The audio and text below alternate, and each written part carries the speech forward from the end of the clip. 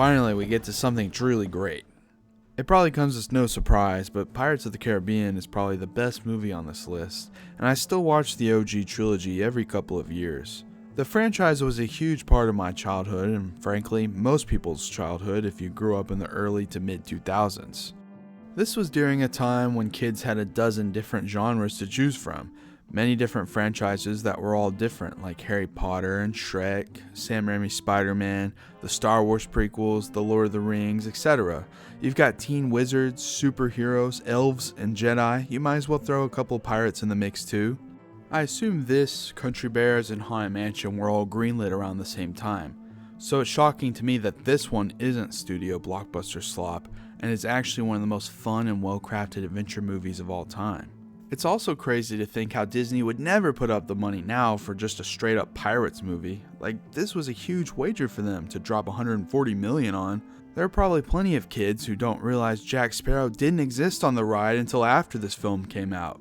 Now he's a powerhouse of a recognizable IP that the company is hesitant to leave out while trying to move forward with a Pirates reboot. That one is still in the air. It's also refreshing to watch a blockbuster made at a time where you could still have cinematic and dynamic lighting, and you could see what was actually going on in the nighttime scenes. On top of that, we have thrilling and kinetic fight scenes that are well thought out, with each sequence having multiple stages to it, escalating the action in fun ways while keeping the audience on their toes. It's very easy these days for fight scenes, whether it's gunplay, fist fighting, or magic, to bleed together in a very boring way, and it can become so over the top and rely so heavily on quick edits that your eyes glaze over and you start to not care. The fight scene between Jack and Will inside the blacksmith forge has many moving components and different areas to the fight, and they banter back and forth in a way that develops their characters and the story without being in your face with it. The film doesn't capture as many scenes from the ride as, say, Haunted Mansion, but it captures the spirit and the fun of the ride very well, and it even has a few references here and there, like the dog and the key, and Mr. Gibbs passed out sleeping with pigs in the mud. I also like how smaller scale the adventure is, especially when you compare it to the sequels. Barbossa is a formidable yet likable villain who simply wants to end the undead curse him and his crew have obtained. You get an interesting view of their humanity, or lack thereof, when he explains that they haven't been able to touch or taste since they've been cursed, and perhaps immortality in this state isn't worth it. We also get a great dynamic of Will and Jack having to work together for different gains, and their chemistry is unmatched as Will tries to keep his moral high horse over piracy.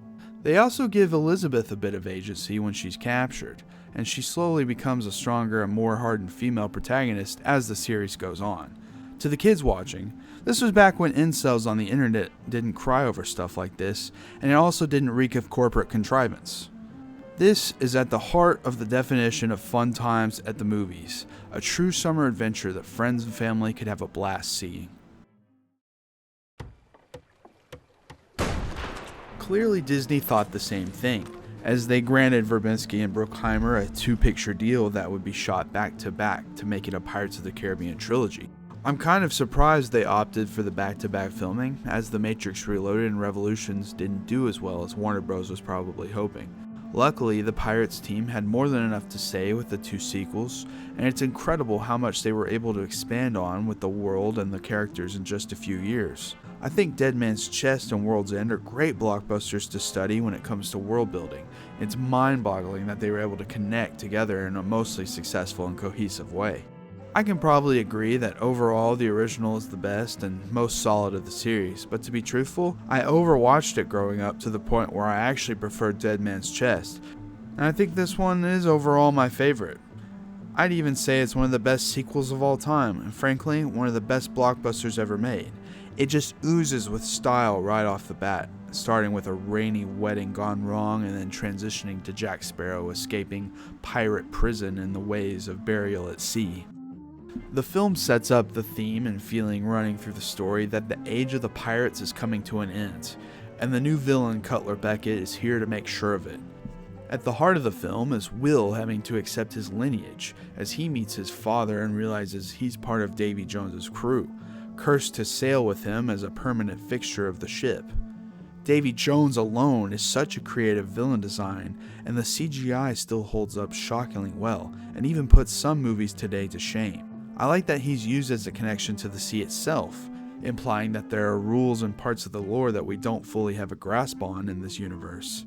I like that the old legends have their place here, and now it's a full-on fantasy, embracing the logic of the curse from the first movie but tenfold. Now there's a Kraken. You can use black magic to bring people back from the dead, and Davy Jones' locker is a real place. I love when worlds open up like this in a way that feels natural, but still feels very open-ended and doesn't explain too much. Every single set piece feels fresh and detailed, and unlike anything we'd ever seen before. We have Davy Jones' ship, which the interior looks like a reanimated, sunken version of 20,000 Leagues Under the Sea, complete with Davy Jones playing the organ, adding a surprising amount of sympathy to his character in the process. We have Tia Dalma's place. Every nook and cranny here is filled with detail. We have the island with the cannibals, in which we have a great sequence where Jack Sparrow is tied to a pole and has to escape, mixed with the hanging cages the crew is stuck in as they try to climb to safety. There's the Kraken sequences, which genuinely terrified me as a kid, as we get some true fantasy horror here, as the characters desperately have to fight off giant swinging tentacles. And towards the end of the film, we get a ridiculous sword fight on top of a spinning mill that breaks apart and starts flying down the jungle. All of these sequences are highly imaginative and thrilling in their own ways, and the film never feels repetitive. These scenes all have working parts and logical escalation. All of this adds up to such a fun movie that I'm afraid would have flopped if it would have came out today, because when critics are split on a movie these days, sometimes it can really dampen the hype. Thankfully, it was the film of the summer that everyone was talking about. And I remember going back to school that year and the lunchroom conversation was debating that if Jack Sparrow survived, how? The film is not without its flaws, and I think Jack Sparrow gets a little bit too silly at points, but he's so fun in the movie it's hard to get too mad. I think it does balance out though with the fairly serious scenes between him and Elizabeth, with her being the one to chain him to the boat so he can't escape like he always does, at last forcing him to face retribution for all the horrible and selfish deeds we've seen him commit so far. Overall, this one and World's End get dogged on for feeling overstuffed, but I disagree. I think this is a well-rounded adventure, and if you haven't seen it in a long time, I think you'll have a blast.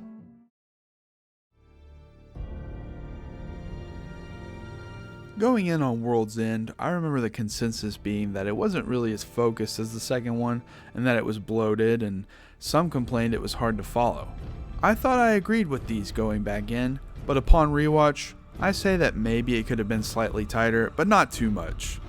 It really doesn't feel that bloated to me, and for the length that it is, I think it accomplishes a ton, and it really feels like this huge epic and a fitting end to the trilogy.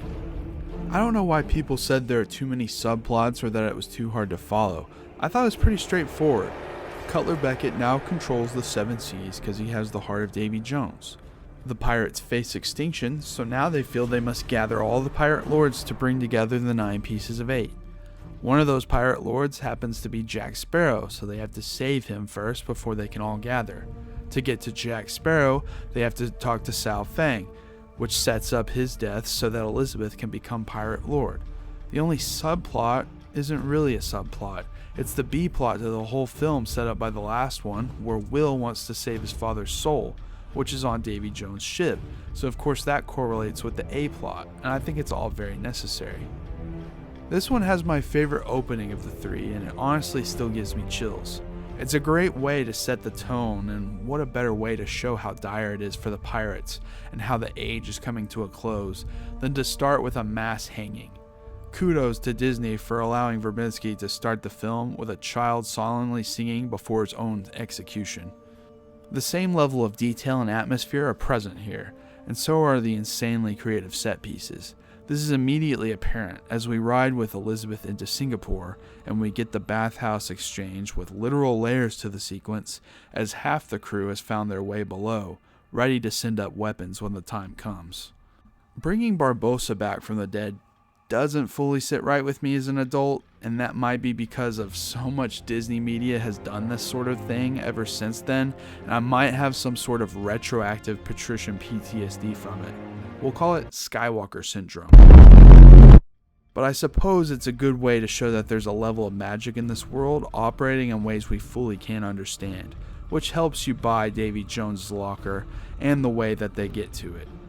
But overall, I'm glad Barbossa is one of the key players in the film. He becomes this pretty neutral figure, being a leader when he needs to be and always being very knowledgeable of the pirate world and its lore. Full respect to the filmmakers for stopping the film flat to do a mildly experimental portrayal of Limbo and have Jack Sparrow talking to himself in an empty void. This is such an interesting sequence, especially when the stones turn to crabs and help him go where he needs to get to. It reminds me of another sequence from another third entry 2007 blockbuster, and it's when Spider-Man 3 has the sequence where Sandman forms into a functional sentient being. These kinds of sequences showcase the real creativity going on behind the scenes, and it's sensational to me when a $300 million movie can do this kind of stuff. It's not without its contribution to the plot though, because Jack continues to talk to himself after he leaves Davy Jones' locker, and it's a great way to actually get some character development out of him. And the crabs are a foreshadowing, as they're actually controlled by Tia Dalma, who is actually Calypso. I like that she is actually literally the heart of the film, and it ties everything together when you learn she's the reason Davy Jones carved out his own heart, and that they're in this mess in the first place. This rewatch, I was really thinking about how many different things are all connecting and have their place, and it's insane to me that they were able to connect everything with so much detail and expand the universe without sacrificing the plot. And how they come up with all of this for 2 massive screenplays in the year or so leading up to shooting is a real feat. Sequences I especially love are the meeting of the pirate lords, where you really get to see a compact slice of the 7 seas. It makes you think about all the adventures happening in the other oceans across the world. I love seeing the dead souls float by coming back from the locker. It's such a chilling yet beautiful representation of the afterlife, in a way that I could see old pirates really talking about in long passed down tales from their old adventures. I also really enjoy seeing Barbossa and Jack having a well-needed serious conversation about the world and the certainty of death. This is the grounding the film really needed. The climax is the main sequence that probably could have used some trimming down, but I think it's a lot of fun and I don't mind. This entry is probably the most CG heavy, with more processed looking frames and areas, and there's a bit of patchwork here and there, but when you see the scope of what's going on in the finale of the film, you kinda get it. The idea of having the ships face off in the middle of a maelstrom leads to a lot of fun ideas that might be too much for some, but I love seeing Jack swing around like crazy and fighting Jones on top of the ship. I think Will and Elizabeth getting married during the final battle is pretty apt for their characters. They stay quirky even in the most dire of situations. It becomes such an insane sequence, I can only imagine what went into the storyboard planning of it. There's some real satisfaction that Jack Sparrow chooses not to live forever, and he has Will stab the heart, killing 2 birds with 1 stone. So now Will can only come ashore every 10 years to see Elizabeth, which is tragic but poetic. But the real question is, would either of them truly mind if they had a respective side piece? I mean, come on, it's 10 years at sea. Plus, why can't he do the Davy Jones method and just have 2 buckets of seawater on the shore and stand in it? Or maybe you just fill up your house with a whole floor of seawater. What's stopping him? Jokes aside, I need definite lore rules here, because that scene with Davy Jones drives me crazy. What's to stop him from placing like 5,000 buckets down and walking into town and having a drink? Overall, a bit flawed, but a hugely successful cap to a fantastic and fun trilogy of movies. It seems like a perfect place to stop. Surely there's no need to make any more. So naturally, Disney greenlit a 4th Pirates of the Caribbean, despite having a full and complete story with everyone's respective character arcs coming to a natural close. Oh wait, what's this? They teased the Fountain of Youth at the end of the 3rd one? How could anyone forget? Was this an actual teaser for a 4th film, or was it a fun way to show that Jack Sparrow will always be off on another adventure? Short answer, who cares? I'll say this, I kept an open mind about the idea of a solo Jack Sparrow movie before it came out. That's probably because I was a teenager in high school. When I originally saw it, I even gave it a modestly positive review, but then I didn't even watch it again. Years later, when the fifth one was coming out, I decided to revisit the fourth one, wondering why I never bothered to rewatch it, thinking maybe it's better than I had remembered. I was wrong. I was very wrong. On Stranger Tides is one of the most aggressively boring movies I have ever seen. I was not looking forward to watching it for a third time for this video, I'll be straight up. But I somehow tricked myself into thinking, well, maybe I was just being cynical back then, and I'll just throw this on and treat it as a lazy Sunday kind of movie, and try to have some fun with it. No, it's just as boring and mediocre as I remembered. I have no issue with a new director taking on a franchise. Many have done so in the past to great results, and this one does have a different look and feel to it. I appreciate this one letting us get some new places like mainland England and Spain. That sort of feels refreshing, but it becomes clear very quickly that this new team doesn't know how to capture these new places well on camera. This film feels like one of the catalysts for the movement in the 2010s that pushed for more naturalistic lighting and aesthetics. I don't know why this was so popular. You lose a lot of atmosphere, and the images captured just look dull and uninteresting. It's not all bad. There's a couple of well-lit sequences, like when they're in the boat and the mermaids come about, but then there's plenty of other scenes where they're just this gray, drab look to everything, and it's annoying to look at. Another issue is that this crew does not shoot action in an interesting way like the other three. There seems to be less stylization, and the stunts and choreography seem kind of stiff and basic. The film starts well enough, with Jack doing his thing and trying to slyly get out of trouble, but if they're going to make Jack the main character, then they need to reel him in a bit and make his character grounded again. Unfortunately, he's more flanderized than ever. It feels like Johnny Depp at this point was just showing up to the set drunk, waving his arms around, squinting at people, and calling it a day. It's shocking how many things I didn't even remember, despite this being my third watch, like Jack's dad showing up to save the day at the beginning. There's no setup for him to be just walking around London. He's just there, despite pirates being very illegal now, of course, and then he just literally disappears when he's no longer needed to the plot. I forgot that there's that sequence where Jack fights his double, leading to Penelope Cruz's character, who is so boring that all she enjoys doing in the film is spewing out mediocre exposition whenever she can. The last few movies built up such an interesting crew of characters on both the pirate sides and the Royal Navy. In this one we have Mr. Gibbs and Barbossa. Everyone else is bland and unremarkable. The new British lieutenant could have been any bloke they plucked off a street corner. It's that bad. Blackbeard himself would have been more interesting if he didn't have any supernatural abilities and no undead crew to actually set it apart from the other movies. But instead, it's just an even more generic crew, none of which stand out unlike Barbossa and Davy Jones' cronies. It's fine to have smaller stakes after such a massive trilogy, and having everything more grounded could have added to the world building of how the magic's slowly going out of the world and how the pirates are going away. Oh well. There's a religious cleric that they try to make one of the big new characters, which could have been an interesting angle, but there's just not much to him at all, and it's clear they wanted a younger Will Turner kind of character, to be safe, you know, but he spends the whole movie crying over this mermaid, and it's just not the same effect at all. And the whole attitude with the mermaid is so annoying in the film, like okay, she needs air, but everyone has to make it this big deal. Oh, and now she needs to walk, and they say, oh, we cannot stop. Why? You can't just stop for 2 minutes? Is there an actual countdown to when the Fountain of Youth expires? This kind of contention becomes very grating and annoying. There's a theme here, and I'm probably running this theme into the ground, but the movie is very uninteresting, so I apologize.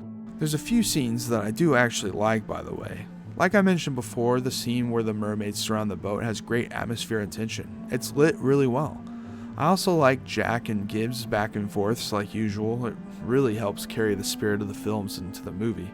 The detail that Jack really truly did love this woman is an added touch.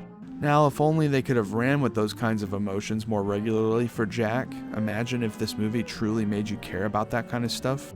I do like Jack's well-intentioned trickery at the end to save Penelope Cruz with the tear of the mermaid, so I'll give him that. The ending, though, just makes the whole thing seem kind of pointless. So, okay, he saves her, there's no eternal life for him, but now she's out of his life because he left her on an island. Nothing has changed whatsoever. I guess Barbossa got his ship again, that's something. The Fountain of Youth was destroyed, so maybe that's for the best, but the film just casually ends on Jack Gibbs talking about how he could live forever. But he's like, oh, I don't want to live forever actually, even though I pretty much already stated this at the end of World's End when I let Will stab the heart or whatever, you know. He just says this stuff to Gibbs and then suddenly it's over. I feel like it's a nothing sandwich. The whole movie might as well have been just him chilling on an island, taking a nap and drinking rum. I know what's ailing you, boy. You've got the unscratchable itch. Is it just me, or was there very little fanfare leading up to this movie? I remember realizing just a month before it came out that there was a 5th Pirates movie on the way and feeling shocked because normally I follow movie-related news pretty closely. I may not have dug the last one, but it made so much money, especially overseas, I assumed more people would be talking about it. You would think by 2017 it would have been prime time for millennials to be overly nostalgic about the first film, and that it would drive buzz for the new one, but no. I saw it the Saturday it came out and my auditorium was only a third full. Maybe the trailers just didn't look very interesting. Perhaps people felt burnt out after the 4th one. There could be 100 variables here, but it's so fascinating that this one just came and went, and yet the likes of Finding Dory, an equally forgettable cash grab, made exponentially more money. I think this film represents the early start of the soft reboot fatigue, only 2 years after The Force Awakens. That and the movie is pretty mediocre. It's only partially a Pass the Torch movie, but it still has the main aspects of it. We've got the son of one of the main characters on a quest, and he has to team up with one of his dad's old colleagues to save the day. And the young woman in the film is doing the exact same thing with her dad, she just doesn't know it yet.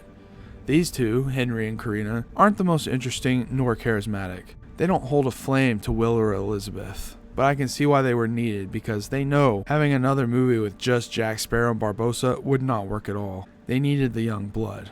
Unfortunately for the girl, this is the late 2010s, so now Disney mandates that you must be hit over the head with the fact that she's a strong, independent female character, and that she lives in a man's world where women can't do anything, instead of letting her actions speak for themselves like Elizabeth, who got to become more and more of a strong female leader over the length of a trilogy, without it being contrived. But this map has never been seen nor read by any man. Luckily, I'm a woman.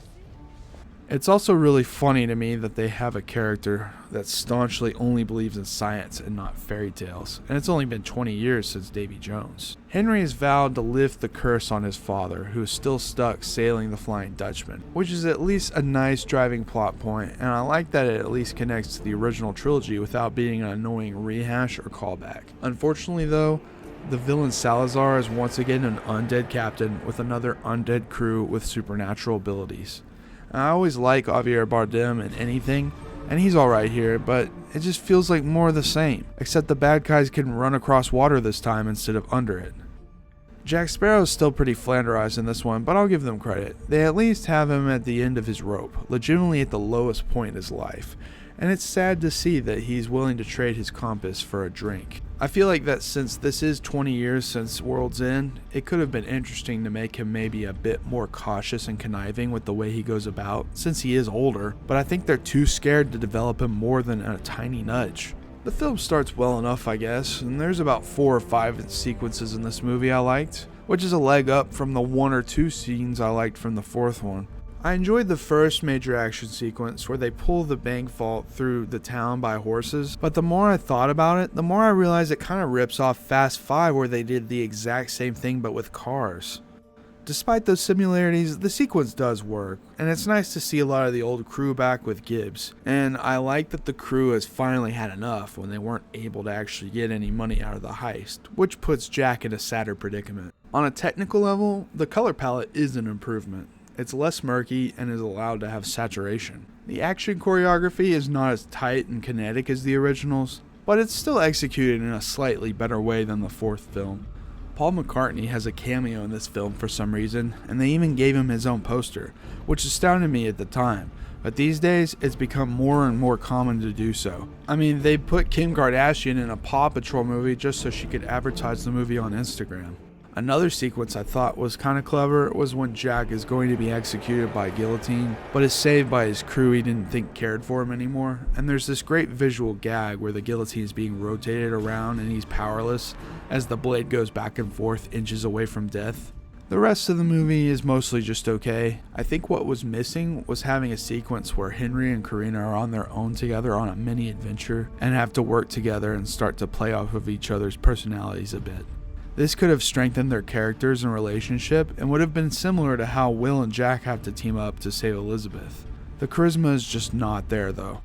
In an attempt to make it fresh, they connect Salazar to Jack Sparrow, giving Sparrow an origin scene with the compass, which is fine, but I guess it has the signature uncanny Disney de-aging, and it drags the scene down for sure. And then they do the other Disney thing where all the unique things that Jack wears on his person were collected in this one moment instead of over time. You know, like a pirate.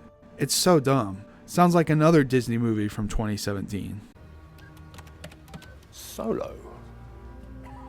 Anyway, another major issue is that by the time Barbossa is reunited with Karina, which is his lost daughter, there's only 40 minutes left in the movie. They could have used a lot more time together, and it would have benefited the film if we explored their relationship, and it would have added much more weight to his sacrifice at the end. And speaking of the end, the final set piece is another crazy CGI fest.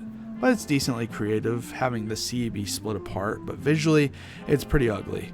It still doesn't hold a flame to the original trilogy though, in the way that the stakes feel tangible and they actually make you care about Jack Sparrow's fate despite his less than savory moral compass. Here, I can mostly care less about the majority of the characters. That's not to say I don't feel a bit of satisfaction seeing Will and Elizabeth finally able to reunite in peace, with Will no longer bound to the Dutchman. Is it fully earned? That's up for debate.